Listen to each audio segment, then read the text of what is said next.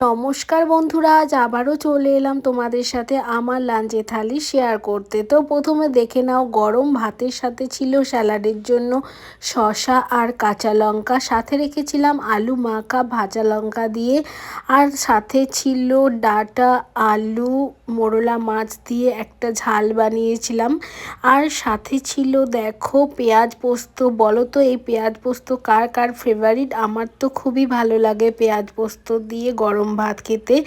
আর সাথে ছিল দেখো মসুরির ডাল, যেটা একটু গাঢ় করেই বানিয়েছিলাম, গরম ভাতে অসাধারণ লাগে।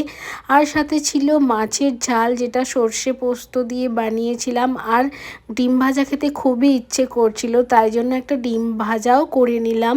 তো আজকের লাঞ্চের মেনু ছিল কিন্তু এটাই।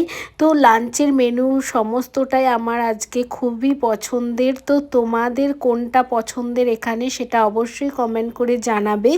আর যদি আমার এই লাঞ্চের থালির ভিডিও তোমাদের ভালো লেগে থাকে, অবশ্যই আমার চ্যানেলটাকে লাইক আর সাবস্ক্রাইব করে আমার চ্যানেলের পাশে থাকবে। দেখা হবে তোমাদের সাথে নেক্সট কোনো ভিডিওতে। ততক্ষণের জন্য টাটা, বাই বাই।